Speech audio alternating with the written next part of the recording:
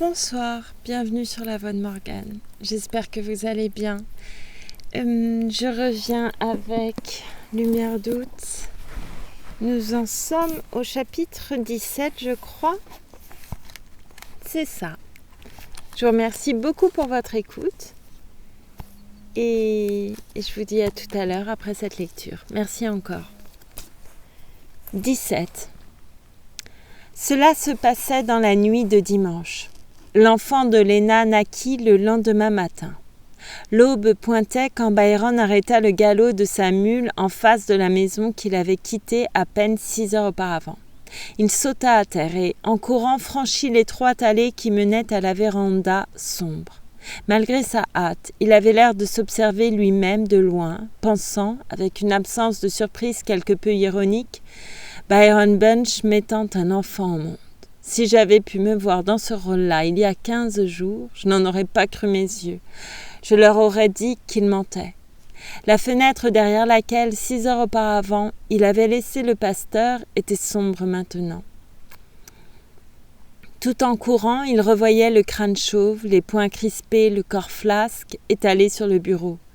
Mais je me figure qu'il n'a point beaucoup dormi, même s'il ne fait pas Il ne pouvait pas trouver le mot sage-femme qu'il savait que Hightower emploierait.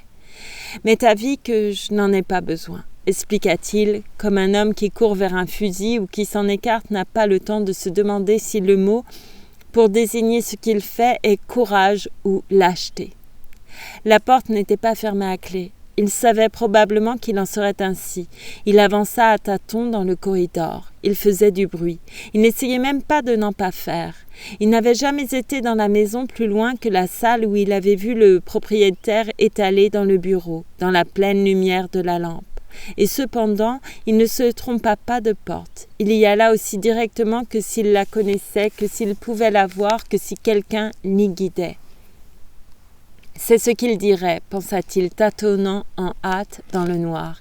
Et c'est ce qu'elle dirait aussi. Il voulait dire Lena, couchée là-bas, dans la case, en proie déjà aux premières douleurs. Seulement, ils emploieraient tous les deux un mot différent pour désigner le guide. Il pouvait entendre Hightower ronfler maintenant, avant d'entrer dans la chambre. Il n'a pas l'air si bouleversé après tout, pensa-t-il. Puis il pensa immédiatement. Non, ce n'est pas bien, ce n'est pas juste, parce que je ne crois pas ça.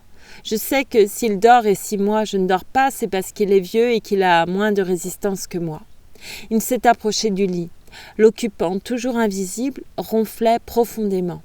Il y avait dans ce ronflement quelque chose de profond, de totalement abandonné. De l'abandon, pas de la fatigue, comme s'il avait renoncé, comme s'il avait perdu complètement cette maîtrise que l'on a de ce mélange d'orgueil, d'espoir, de vanité, de crainte, de pouvoir de se cramponner soit à la défaite, soit à la victoire, dont se compose le « je suis » et dont l'abandon est généralement la mort. Debout, près du lit, Byron pensait encore « une triste chose ». Une triste chose.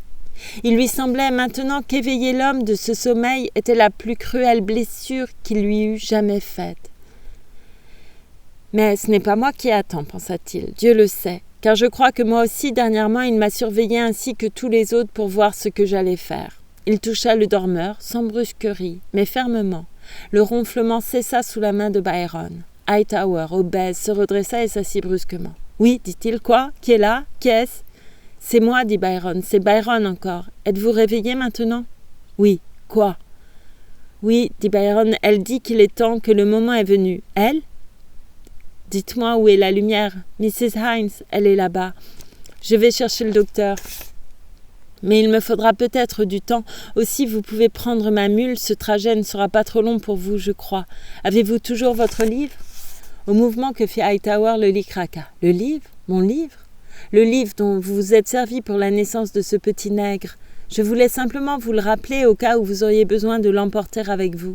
Au cas où je n'arriverai pas à temps avec le docteur. Ma mule est là, à la grille. Elle connaît le chemin. Je vais aller en ville à pied chercher le docteur. Je retournerai là-bas dès que je pourrai. Il fit demi-tour, retraversa la chambre. Il pouvait entendre, sentir l'homme assis sur son lit. Il s'arrêta au milieu de la pièce, juste le temps nécessaire pour trouver la lampe pendue au bout du fil et l'allumer. Quand la lumière se fit, il se dirigeait déjà vers la porte. Il ne se retourna pas. Derrière lui, il entendit la voix de Hightower. « Byron! Byron !» Il ne s'arrêta pas, il ne répondit pas. Le jour se levait. Il s'éloigna rapidement dans la rue déserte sous les réverbères espacés. Autour des lumières mourantes, les insectes tournoyaient, se heurtaient encore, mais le jour augmentait. Quand il arriva sur la place, les façades du côté de l'est détachaient sur le ciel leurs contours nets. Il pensait rapidement. Il ne s'était pas inquiété d'un docteur. Tout en marchant, il s'emportait contre lui-même, en proie à cette terreur mêlée de rage qu'éprouverait un jeune père pour ce qu'il estimait maintenant une stupide et criminelle négligence. Pourtant, ce n'était pas exactement la sollicitude d'un jeune père. Derrière ce sentiment, il y avait autre chose, quelque chose qu'il ne devait reconnaître que plus tard. C'était comme si, dans son cerveau, tout obscurci encore par la nécessité de se hâter, quelque chose s'apprêtait à s'élancer sur lui, toute griffe dehors. Mais ce qu'il pensait, c'était « Il faut me décider tout de suite. Il a très bien accouché cette négresse, dit-on. Mais cette fois, c'est différent. J'aurais dû le faire la semaine dernière, m'enquérir d'un docteur au lieu d'attendre, d'avoir à expliquer à la dernière minute, d'aller sonner de porte en porte jusqu'à ce que j'en trouve un qui veuille bien venir, qui veuille bien croire les mensonges qu'il me faudra lui débiter. Ma parole, il semblerait qu'après avoir menti autant que je l'ai fait ces derniers temps, je devrais maintenant pouvoir inventer des mensonges qui tromperaient tout le monde, hommes et femmes. Mais je n'ai pas confiance. Sans doute, ce n'est pas dans mon caractère de pouvoir inventer un bon mensonge et de le faire bien. Il marchait vite. Ses pas sonnaient creux, solitaires, dans la rue déserte. Il ne se doutait pas que sa décision était prise. Il n'y voyait rien de paradoxal ni de comique. Elle avait pénétré trop vite dans son esprit. Elle y était fixée trop fermement quand il en prit conscience. Elle dirigeait ses pas. Ses pieds le menaient chez ce même docteur qui était arrivé trop tard à la naissance du petit nègre à laquelle Hightower avait officié avec son rasoir et son livre. Cette fois encore, le médecin arriva quand tout était fini. Byron dut attendre qu'il s'habillât. Il n'était plus tout jeune, s'embarrassait de peu et grognait qu'il l'eût réveillé à 7 heures.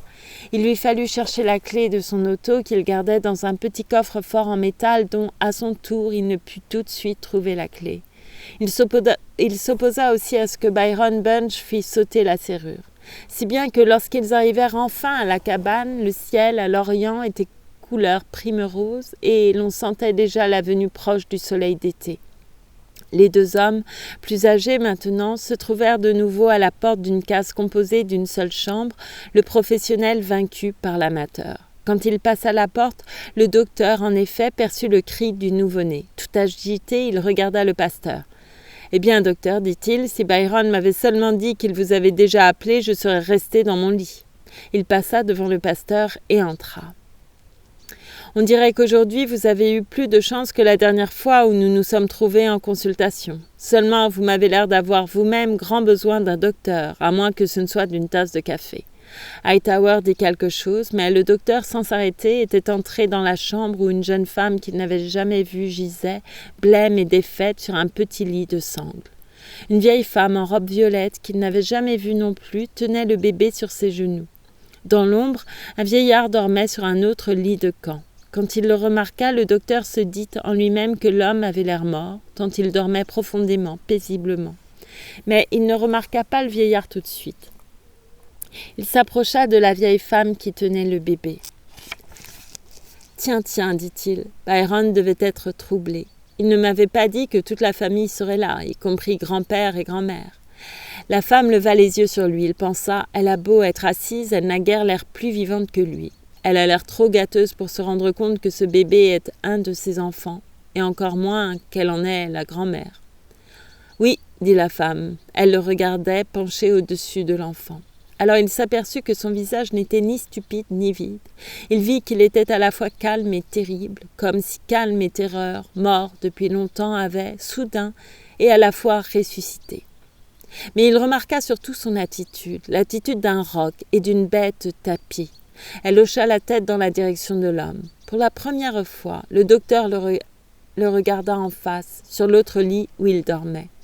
Elle dit, dans un murmure rusé et frémissant aussi d'un reste de terreur, « Je l'ai trompé, je lui ai dit que cette fois vous alliez entrer par derrière. Je l'ai trompé, mais vous voilà ici. Vous allez pouvoir prendre soin de Milly. moi, je m'occuperai de Joey. » Puis tout s'évanouit. Sous les yeux du docteur, la vie, l'animation s'évanouirent, disparurent d'un visage qui semblait trop tranquille, trop mort pour avoir jamais pu en avoir même le reflet. Maintenant, elle l'interrogeait du regard avec une expression absurde, inarticulée, ahurie, tandis qu'elle se courbait, tapie au-dessus de l'enfant, comme s'il se disposait à le lui enlever. Ce mouvement, peut-être, éveilla le bébé qui poussa un seul cri. Alors, l'ahurissement s'évanouit à son tour. Il s'évanouit doucement, comme une ombre. Elle baissa les yeux vers l'enfant, rêveuse, le visage pétrifié, comique. « C'est Joey, dit-elle, le petit garçon de ma chère Milly. » Et Byron, devant la porte où il était resté quand le docteur était entré, Byron entendit ce cri et il lui arriva quelque chose de terrible. Il était dans sa tente quand Mrs. Hines l'avait appelé d'une voix telle qu'il avait enfilé son pantalon presque en courant. À la porte de la case, il passa devant Mrs. Hines qui ne s'était pas déshabillée et il entra. Il la vit alors et il s'arrêta net, pétrifié. Mrs. Hines était à son côté et lui parlait. Peut-être lui répondit-il, lui parla-t-il. En tout cas, ayant scellé sa mule, il galopait déjà vers la ville. Et il lui semblait la voir encore, voir son visage, tandis que, redressée sur ses bras dans le lit, elle regardait avec une terreur plaintive, désespérée, la forme de son corps sous le drap. Cette vision, il l'avait devant lui tandis qu'il éveillait Hightower, tandis qu'il décidait le docteur à partir, tandis que quelque chose en lui-même, la chose agrippée, attendait. Mais sa pensée allait trop vite pour qu'il eût le temps de penser. Oui, c'était bien cela. Pensée trop rapide pour qu'il eût le temps de penser. Cela dura jusqu'au moment où le docteur et lui arrivèrent à la case. Et alors, juste à l'entrée de la case où il s'était arrêté, il entendit l'enfant pousser un seul cri et il lui arriva quelque chose de terrible. Il savait maintenant ce qu'était cette chose qui, agrippée à lui, attendait aux aguets tandis qu'il traversait le square désert à la recherche du docteur qu'il avait oublié de retenir. Il savait maintenant pourquoi il avait négligé de retenir le docteur à l'avance. C'était parce que, jusqu'au moment où Mrs. Hines l'avait appelé, il ne croyait pas qu'il ou elle en aurait besoin d'un. Comme si, depuis une semaine, ses yeux avaient accepté la forme de son ventre sans que, dans son esprit, il y eût ajouté foi. Pourtant je savais, je croyais, pensait-il. Je devais bien le savoir, pour avoir fait ce que j'ai fait, courir, mentir, déranger les gens. Mais il voyait maintenant qu'il n'avait vraiment cru que lorsque, passant devant Mrs. Hines, il avait regardé dans la case. La première fois que la voix de Mrs. Hines lui parvint à travers son sommeil, il savait ce que c'était, ce qui était arrivé. Il se leva et enfila la nécessité de se presser comme on enfile en hâte un bleu de mécano. Et il savait pourquoi, il savait que, depuis 5 nuits, il s'attendait à cela. Et cependant, il ne le croyait pas encore. Il savait maintenant que lorsqu'il courut à la case et regarda à l'intérieur, il s'attendait à la trouver assise, à la trouver debout peut-être devant la porte placide, toujours la même, hors du temps. Mais même lorsqu'il mit la main sur la porte, il entendit quelque chose qu'il n'avait encore jamais entendu. C'était un gémissement plaintif, fort, avec quelque chose d'abject et de passionné à la fois, une plainte qui semblait parler à quelque chose, clairement, dans une langue qu'il savait n'être ni sa langue ni celle d'aucun homme. Puis il passa devant Mrs. Hines, à la porte, et il la vit couchée sur son lit. Il ne l'avait encore jamais vue dans un lit, et il croyait que lorsqu'il la verrait ainsi, si jamais il la voyait, elle serait anxieuse, alerte, légèrement souriante peut-être et tout à fait consciente de sa présence. Mais quand il entra, elle ne le regarda même pas. Elle ne semblait même pas s'être aperçue que la porte avait été ouverte, qu'il y avait maintenant quelque chose ou quelqu'un dans la chambre en plus d'elle-même et de cette chose à laquelle elle avait adressé ce cri gémissant dans une langue inconnue aux hommes. Elle était couverte jusqu'au menton, cependant son buste redressé s'appuyait sur ses bras et elle penchait la tête. Ses cheveux étaient défaits et ses yeux ressemblaient à 2 trous, et sa bouche maintenant était aussi exsangue que l'oreiller qu'elle avait derrière elle. Et tandis que, dans cette attitude d'alarme et de surprise, elle semblait contempler, avec une sorte d'incrédulité outragée, la forme de son corps allongé sous les couvertures, elle lança de nouveau ce grand cri gémissant, abject. Mrs. Hines, maintenant, était penchée au-dessus d'elle. Elle tourna la tête, son visage pétrifié par-dessus son épaule violette. « Allez, dit-elle, allez chercher le docteur, le moment est venu. » Il ne se rappelait pas avoir été à l'écurie. Et pourtant, il y était, il prenait la mule, s'emparait de la selle et la mettait en place. Il allait vite, mais ses pensées se déroulaient avec lenteur. Il savait pourquoi maintenant. Il savait maintenant que la pensée se déroulait lentement, doucement, avec calcul, comme de l'huile qu'on verse lentement sur des eaux agitées. Si j'avais su alors, pensait-il, si j'avais su alors, si j'avais compris. Il pensait cela tranquillement, avec un désespoir, un regret consterné. Oui, j'aurais tourné le dos. Je me serais enfui du côté opposé, par-delà la mémoire, par-delà la connaissance de l'homme. Je crois que pour toujours, je me serais enfui. Mais il ne le fit pas. Il passa au galop.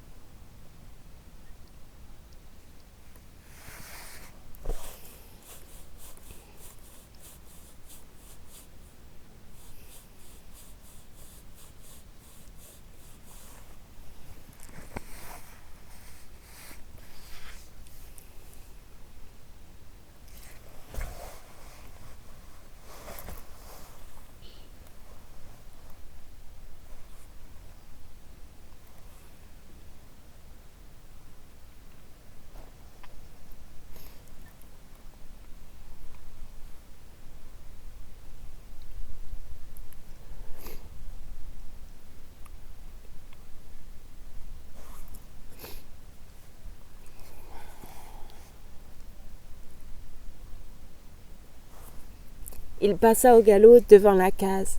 Ses pensées continuaient calmes, sans qu'il sût pourquoi. Pourvu que je puisse passer et être hors de portée avant qu'elle hurle, pensait-il. Pourvu que je puisse passer avant de l'entendre encore.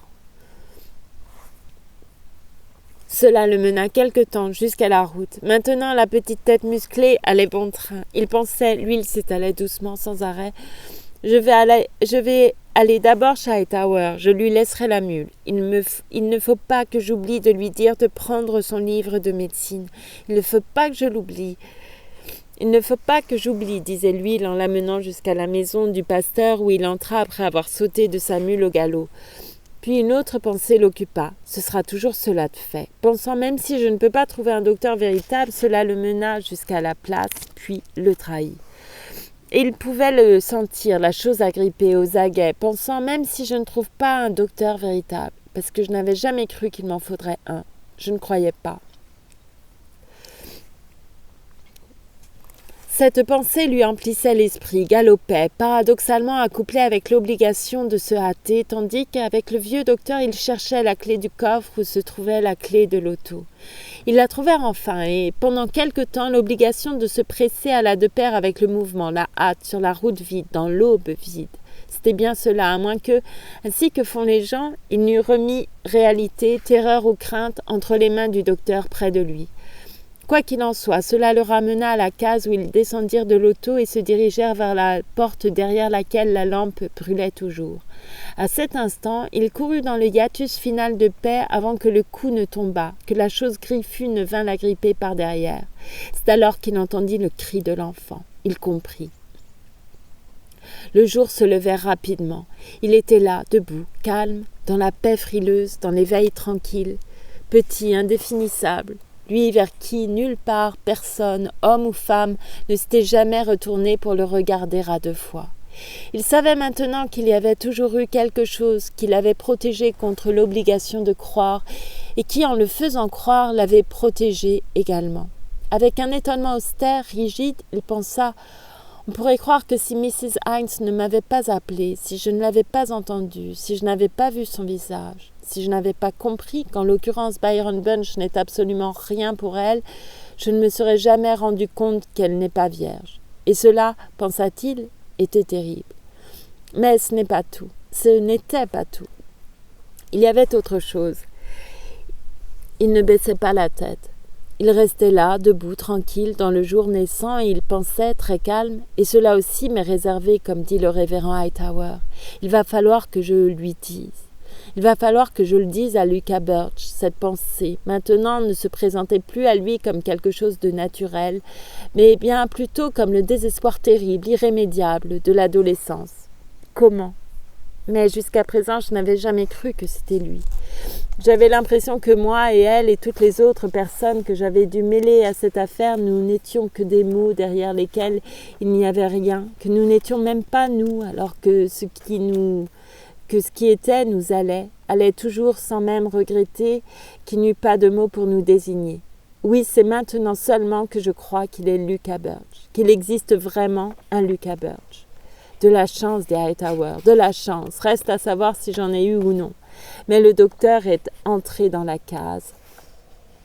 Hightower se retourne pendant quelques minutes encore et regarde le groupe près du lit.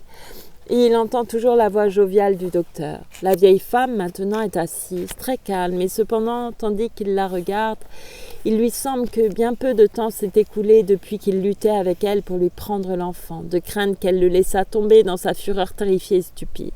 Stupidité qui n'atténuait pas la fureur quand, ayant presque arraché l'enfant aux entrailles de sa mère, elle l'éleva très haut en regardant le vieillard endormi sur le lit. Son corps lourd, comme prêt à bondir, la faisait ressembler à un ours. Le vieux dormait ainsi quand Hightower était arrivé. Il semblait ne pas respirer et près du lit, le pasteur, en entrant, avait trouvé la femme tapie sur une chaise, semblable à un roc en équilibre au bord d'un précipice. Et pendant un instant, Hightower pensa « Elle l'a déjà tué. Elle a pris ses précautions bien à l'avance cette fois. » Puis il avait eu fort à faire. La vieille femme était à son côté, sans qu'il s'en aperçût, jusqu'au moment où, ayant saisi l'enfant qui ne respirait pas encore, elle l'éleva en l'air tout en jetant sur le vieux endormi un regard de tigresse. Puis l'enfant respira, cria, et la femme sembla lui répondre dans une langue inconnue aussi sauvage et triomphante. Elle avait l'air à moitié folle quand, luttant avec elle, il lui reprit l'enfant afin de prévenir qu'elle le laissât tomber. « Voyez, dit-il, voyez, il est très calme, il ne vous le prendra pas cette fois. » Cependant, elle ne le quittait pas des yeux. Elle le fixait avec une stupidité animale, comme si elle ne comprenait pas l'anglais. Mais la fureur, le triomphe avaient disparu de sa face. Elle émit un son rauque, larmoyant, et tenta de reprendre l'enfant. « Attention, voyons, dit-il. Ferez-vous attention ?» Larmoyante, elle opina de la tête, et avec précaution se mit à tripoter l'enfant. Mais ses mains ne tremblaient plus, et il la laissa faire. Et maintenant, elle le garde sur ses genoux pendant que le docteur retardataire se tient près du lit, parlant d'un ton jovial et bourru, les mains occupées. Hightower fait demi-tour et sort. Il descend les marches brisées, avec précaution, comme un vieillard, comme si dans sa panse flasque il y avait quelque chose de fatal, de tendu à l'extrême, quelque chose comme de la dynamite. L'aube a fui. C'est le matin, le soleil déjà. Il s'arrête, regarde autour de lui, il appelle « Byron ?» Pas de réponse. Alors, il voit que la mule qu'il avait attachée à un piquet de la clôture a disparu aussi. Il soupire. « Eh bien, pense-t-il, me voilà donc rendu au point où Byron, pour comble d'outrage, m'oblige à faire 2000 à pied pour rentrer chez moi. Ce n'est pas digne de Byron, cela, pas digne de la haine. Mais il arrive si souvent que nos actions ne soient pas dignes de nous, pas plus que nous de nos actions. » Il reprend lentement le chemin de la ville. Dégingandé, pensu, il va sous son panama crasseux. Il a fourré tant bien que mal la queue de sa chemise en cotonnade dans son pantalon noir. Heureusement que j'ai pris le temps de mettre mes souliers, pense-t-il. Je suis fatigué, pense-t-il. Pris d'inquiétude, je suis fatigué et je ne pourrai pas dormir. Cette idée l'inquiète. Il franchit sa grille du même pas, fatigué. Le soleil est haut maintenant. La ville est éveillée. Ça et là, il sent l'odeur des premiers déjeuners. Puisqu'il ne voulait pas me laisser la mule, il aurait pu me précéder et venir allumer mon fourneau. C'eût été la moindre des choses, puisqu'il jugeait préférable pour mon appétit de me faire faire une promenade de 2000 avant de déjeuner. Il va à la cuisine et allume le fourneau, lentement, gauchement, aussi gauchement après 25 ans que le premier jour où il l'a fait. Il met son café sur le feu. Et puis je me recoucherai, pense-t-il. Mais je sais que je ne dormirai pas. Mais il remarque que ses pensées ont quelque chose de plaintif, comme les plaintes tranquilles d'une femme dolente qui n'écoute même pas ce qu'elle dit. Puis il s'aperçoit qu'il se prépare un petit déjeuner aussi solide que d'habitude, et il s'arrête. Il fait claquer sa langue comme s'il était fâché. « Je ne devrais pas me sentir aussi bien que cela, pense-t-il. Mais il lui faut admettre qu'il ne se sent pas mal. Et debout, grand, informe, solitaire dans sa cuisine vide et mal tenue, ayant en main une casserole en fer où la vieille graisse d'hier s'est figée en caillots sinistres, il se sent traversé par une lueur, une vague, un élan, une sorte de chaleur, presque une impression de triomphe. « Je leur ai montré, pense-t-il. La vie renaît encore dans le vieil homme quand ils arrivent trop tard. Ils arrivent pour chercher ses restes, comme dirait Byron, mais cela n'est que vanité et vie d'orgueil. La lueur, lente, pâlissante, n'en brille pas moins, reste insensible aux reproches. Il pense, et après, qu'importe, quand ce sera un sentiment d'orgueil et de triomphe, et après. Mais la chaleur, la lueur n'ont pas besoin non plus qu'on les alimente. La lueur n'est pas apaisée davantage par une orange, des œufs et des tartines de pain grillé. Il regarde sur la table les assiettes vides et sales, et il dit tout haut cette fois « Sur mon âme, je ne vais pas laver ma vaisselle maintenant. » Il ne va pas non plus dans sa chambre essayer de dormir. Il va jusqu'à la porte, regarde dans la chambre, toujours en proie à cette lueur d'orgueil, de but bien défini. Si j'étais une femme, maintenant. Voilà ce que ferait une femme. Elle irait se coucher, se reposer. Il va dans son bureau. Il agit maintenant comme un homme qui a un but, lui qui, depuis 25 ans, n'a jamais rien fait entre son lever et son coucher. Et cette fois, Tennyson n'est pas le livre qu'il choisit. Il choisit cette fois de la nourriture d'homme, Henri IV. Et il va dans la cour et il s'allonge sous le mûrier, dans sa chaise de toile défoncée. Il s'y affale, gras et lourd. Mais je ne pourrai pas dormir, pense-t-il, parce que Byron ne va pas tarder à venir m'éveiller. Mais rien que pour savoir ce qu'il va bien pouvoir me demander de faire cette fois, je ne regretterai pas de m'éveiller. Il s'endort rapidement, presque tout de suite. Il ronfle. Quiconque serait arrêté pour le regarder dans sa chaise aurait vu, sous le reflet jumeau du ciel dans les lunettes, une face innocente, paisible, assurée. Mais personne ne vient. Cependant, quand il se réveille, presque 6 heures plus tard, il a l'impression que quelqu'un l'a appelé. Il se redresse subitement, la chaise craque sous lui. « Oui, dit-il, oui, qui est là ?» Mais il n'y a personne. Cependant, pendant quelques secondes encore, il regarde autour de lui. Il semble écouter, attendre, avec ce même air d'assurance énergique. La lueur est toujours là. J'espérais cependant qu'elle se dissiperait en dormant, pense-t-il. Et tout de suite après, non, je ne veux pas dire j'espérais. En réalité, c'est je craignais. Je me suis donc soumis, moi aussi, pense-t-il, calme, tranquille. Il commence à se frotter les mains, doucement d'abord, puis avec un air un peu coupable. Je me suis donc soumis, moi aussi. Et je me permettrai, oui. Cela aussi m'est réservé peut-être. Je vais donc me permettre, et alors il le dit, il le pense, cet enfant que j'ai mis au monde. Personne ne porte mon nom, mais j'en ai connu auquel une mère reconnaissante a donné le nom du docteur qui l'a accouché. Oui, mais il y a Byron. Byron, naturellement, va me devancer. Il faudra donc qu'elle en ait d'autres, qu'elle en ait plus. Il se rappelle le jeune corps vigoureux qui, même en travail, révélait quelque chose de tranquille et de brave. D'autres, beaucoup plus. Telle sera sa vie, sa destinée. La bonne race propagée en soumission tranquille à elle, à la bonne terre. Mère, fille, descendant sans hâte, sans précipitation, de ses flancs vigoureux. Mais engendré par Byron la prochaine fois. Pauvre garçon. Quand même, il m'a laissé rentrer à pied. Il pénètre dans la maison. Il se rase, enlève sa chemise de nuit et met la chemise qu'il portait la veille, et un col, et sa cravate de linon, et son panama. Il lui faut moins de temps pour remonter à la case qu'il ne lui en fallut pour en descendre, bien que cette fois il passe à travers bois où la marche est plus difficile. Je devrais faire cela plus souvent, pense-t-il sous le soleil intermittent. Et il sent la chaleur, l'odeur sauvage et féconde de la terre, les bois, le silence. Voilà encore une habitude que je n'aurais jamais dû perdre. Mais ces 2 habitudes me reviendront peut-être un jour, bien que celle-ci soit différente de la prière. Il sort des bois, à l'autre bout du pré, derrière la cabane. Par-delà la case, il peut voir le bosquet où la maison s'élevait, où elle brûla. Cependant, d'où il est, il ne peut voir les débris calcinés, silencieux, de ce qui autrefois étaient des planches et des poutres. Pauvre femme, pense-t-il. Pauvre femme stérile. N'avoir pas pu vivre une semaine de plus pour voir le bonheur revenir en ces lieux. Pour voir le bonheur et la vie revenir en ces lieux stériles et désolés.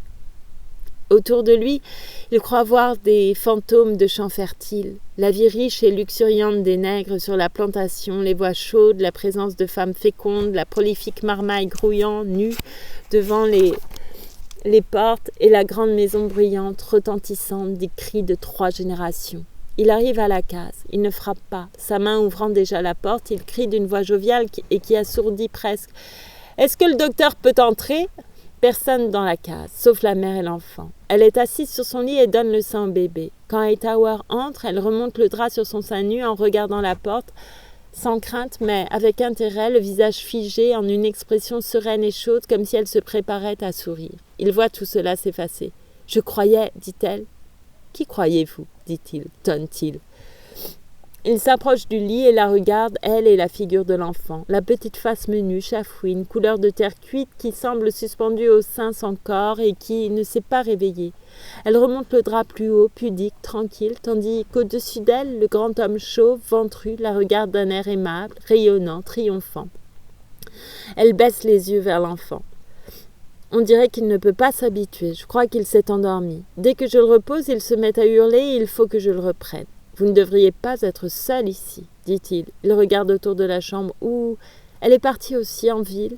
Elle ne me l'a pas dit, mais c'est là qu'elle est allée. Il s'est sauvé et quand elle s'est réveillée, elle m'a demandé où il était et je lui ai dit qu'il était sorti et elle l'a suivi. En ville, il s'est sauvé, puis il ajoute « Oh !» tranquillement. Son visage a pris un air de gravité. Pardon pour les reniflements. Elle l'a surveillé toute la journée. Et lui la surveillait aussi, je le voyais bien, il faisait semblant de dormir, elle croyait qu'il dormait. Et après dîner, ses forces l'ont trahi. Elle ne s'était pas du tout reposée la nuit avant, et après dîner, elle s'est assise sur la chaise et elle s'est assoupie. Et lui la surveillait, et il s'est levé de dessus l'autre lit avec précaution. Il clignait de l'œil, grimaçait en me regardant. Il s'est dirigé vers la porte en clignant de l'œil, en grimaçant vers moi par-dessus son épaule, et sur la pointe des pieds, il est sorti. Et je n'ai pas tenté de l'arrêter ni de la réveiller non plus. Elle regarde Hightower avec de grands yeux graves. J'avais peur aussi. Il parle drôlement. Cette façon de me regarder, comme si par ses clignements, ses grimaces, il voulait non pas m'avertir de ne pas l'éveiller, mais me prévenir de ce qui m'arriverait si j'avais l'imprudence de le faire. Et j'avais bien peur. Et j'étais là, couchée avec le bébé, quand bientôt elle s'est réveillée en sursaut. Et j'ai su alors qu'elle n'avait jamais eu l'intention de dormir. On eût dit qu'elle s'était réveillée en même temps qu'elle courait vers le lit où il avait couché. Elle le tâtait, comme ne pouvant se décider à croire qu'il n'y était plus.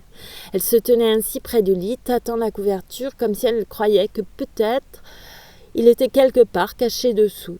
Puis elle m'a lancé un coup d'œil. Elle ne clignait pas, elle ne grimaçait pas, mais j'aurais mieux aimé qu'elle le fît, et elle m'a demandé et je lui ai dit ce qui s'était passé. Alors elle a mis son chapeau et elle est sortie. Elle regarda Hightower. Je suis contente qu'elle soit partie. Je ne devrais pas dire cela peut-être, après tout ce qu'elle a fait pour moi, mais Hightower est debout près du lit. Son visage est très grave. On dirait presque qu'il a vieilli de 10 ans depuis qu'il est entré. Ou bien que son visage est maintenant son vrai visage et non un visage étranger à lui-même comme lorsqu'il était arrivé. En ville, dit-il. Puis ses yeux se raniment. Il voit de nouveau. Eh bien, nous n'y pouvons rien, dit-il. De plus, les gens en ville, les gens sensés, il s'en trouve bien quelques-uns. Pourquoi êtes-vous contente qu'il soit parti ? Elle baisse les yeux. Ses mains, sans la toucher, errent autour de la tête du bébé, geste instinctif, inutile, apparemment inconscient.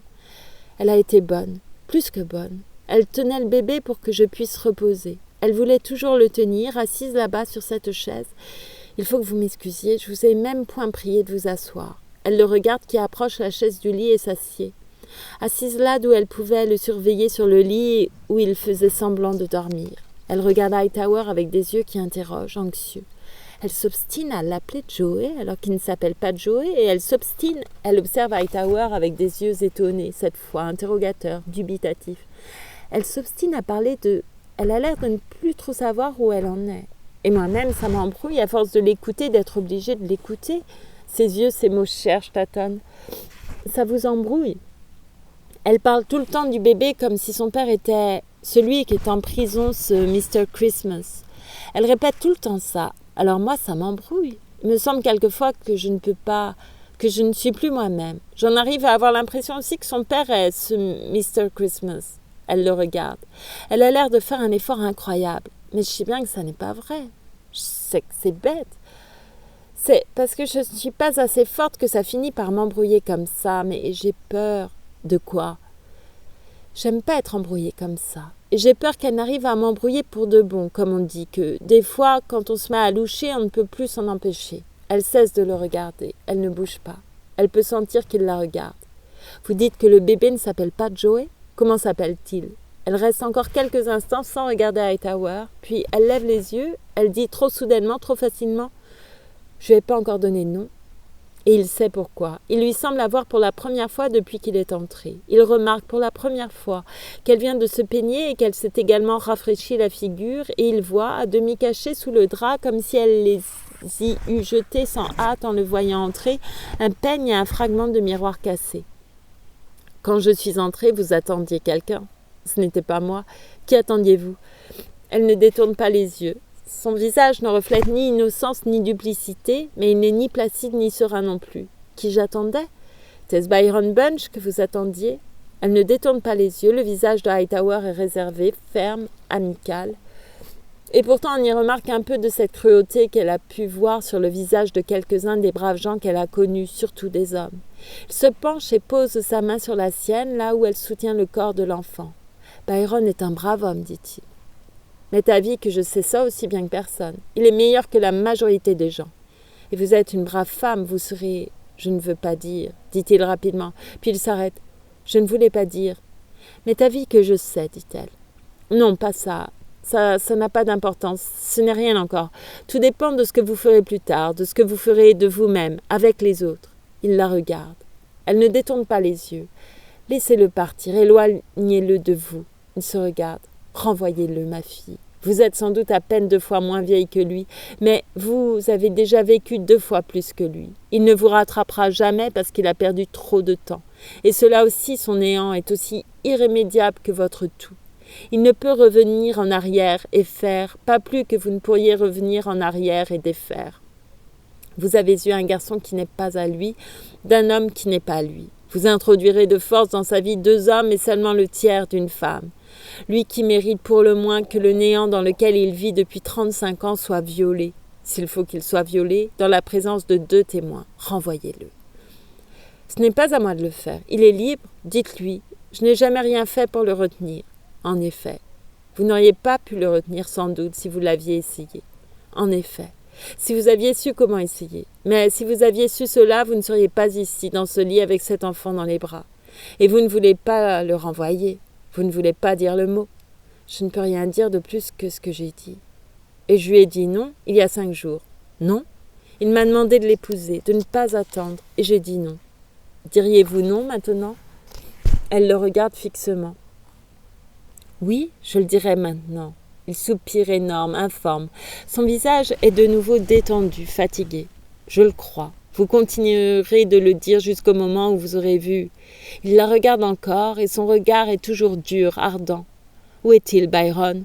Elle le regarde, au bout d'un instant, elle dit très calme « Je ne sais pas ». Elle le regarde et son visage soudain se vide comme si ce qui lui donnait sa solidité, sa fermeté, commençait à se rétracter. Maintenant, il n'y a plus rien de dissimulé, plus rien d'alerte et de prudent dans ce visage. Ce matin, à environ 10 heures, il est revenu. Il n'est pas entré. Il s'est simplement avancé sur la porte et il est resté là, et il m'a simplement regardé. Je ne l'avais pas vu depuis la nuit dernière, et il n'avait pas vu le bébé, et je lui ai dit « Entrez le voir ». Et il m'a regardé, planté là, à la porte, et il a dit « Je viens pour que vous me disiez quand vous voulez le voir ». Et j'ai dit « Voir qui ?» Et il a dit « Il faudra peut-être qu'on le fasse accompagner par un agent, mais je ne peux persuader Kennedy de le laisser venir. » Mais je peux persuader Kennedy de le laisser venir. Et j'ai dit « Laisser venir qui ?» Et il m'a dit « Lucas Birch ». Et j'ai dit « Oui ». Et il a dit « Ce soir, ça vous convient ?» Et j'ai dit « Oui ». Et il est parti. Il était là debout et puis il est parti. Tandis qu'il la regarde avec ce désarroi des hommes devant les pleurs des femmes, elle se met à pleurer. Elle est assise, toute droite, l'enfant dans les bras, et elle pleure, doucement, sans violence, mais avec une abjection patiente, désespérée, sans même se cacher le visage. Et vous venez me tourmenter pour savoir si je lui ai dit non ou oui. Et je lui ai déjà dit non et vous venez me tourmenter. Et le voilà parti maintenant. Je ne le reverrai plus jamais. Et il reste là, assis, et elle finit par incliner la tête, et il se lève, reste debout près d'elle, la main sur sa tête inclinée, pensant « Merci mon Dieu, protégez-moi, merci mon Dieu, protégez-moi. » Il trouva l'ancien sentier de Christmas qui descendait à la scierie à travers bois. Il ne savait pas qu'il était là, mais quand il vit la direction que le sentier prenait, il lui sembla, dans son triomphe, que c'était un présage. Il croit ce qu'elle a dit, mais il désire corroborer l'information pour le simple plaisir de se l'entendre répéter. Il est juste 4 heures quand il arrive à la scierie. Il s'informe au bureau. « Bunch, dit le comptable, vous ne le trouverez pas ici, il est parti ce matin. »« Je sais, dit Hightower. Il y avait 5 ans qu'il était avec nous, même les samedis soirs, et puis ce matin il est venu dire qu'il partait. Aucune raison. Mais c'est comme ça qu'ils agissent, ces gars des collines. Oui, dit Hightower. Ce sont de braves gens quand même. De beaux types d'hommes et de femmes. Il quitte le bureau. La route qui va en ville passe devant le hangar à raboter où Byron travaillait. Il connaît Mooney, le contremaître. « Je viens d'apprendre que Byron Bunch n'est plus avec vous, dit-il en s'arrêtant. « En effet, dit Mooney, il est parti ce matin. » Mais Hightower n'écoute pas. Les hommes en bleu regardent cette silhouette minable, bizarre, qui leur est inconnue. Ils le voient qui contemple avec une sorte d'intérêt triomphant les murs, les planches, les machines mystérieuses dont ils n'auraient pu comprendre ni apprendre la nature ni l'utilité. Si vous voulez le voir, dit Mooney, m'est avis que vous le trouverez dans la ville basse au tribunal. Au tribunal ? Parfaitement. C'est les assises aujourd'hui, session spéciale, pour la mise en accusation de l'assassin. Oui, dit Hightower. Comme ça, il est parti. Oui. Un brave jeune homme. Bonsoir messieurs, bonsoir à tous. Il s'en va, tandis que les hommes en salopette le regardent pendant un instant. Il croise les mains derrière son dos. Il va, pensant tranquillement, tristement, pauvre homme, pauvre garçon. Il ne peut pas y avoir d'excuse pour un homme qui attente à la vie d'autrui, surtout si cet homme est un fonctionnaire, un serviteur assermenté de ses semblables. Quand on voit cela sanctionné publiquement dans la personne d'un fonctionnaire qui sait qu'il n'a pas souffert personnellement du fait de sa victime, comment espérer qu'un individu se maîtrise quand il se figure avoir souffert du fait de sa propre victime ? Il va. Il est maintenant dans sa rue. Bientôt, il peut voir la grille, la pancarte, puis la maison derrière l'opulent feuillage d'août. Ainsi, il est parti sans me dire au revoir. Après tout ce qu'il a fait pour moi, tout ce qu'il a été me chercher, que dis-je, tout ce qu'il m'a donné, tout ce qu'il m'a rendu. Apparemment, cela aussi m'était réservé. Je pense que c'est fini. Mais ce n'est pas fini. Il y a encore une chose qui lui est réservée.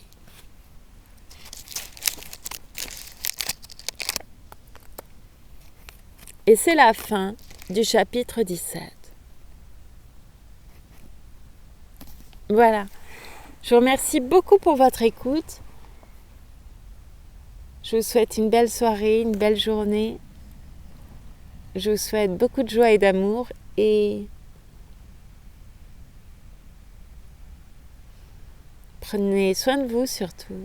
Et à bientôt pour la suite ou pour une autre lecture. Merci encore.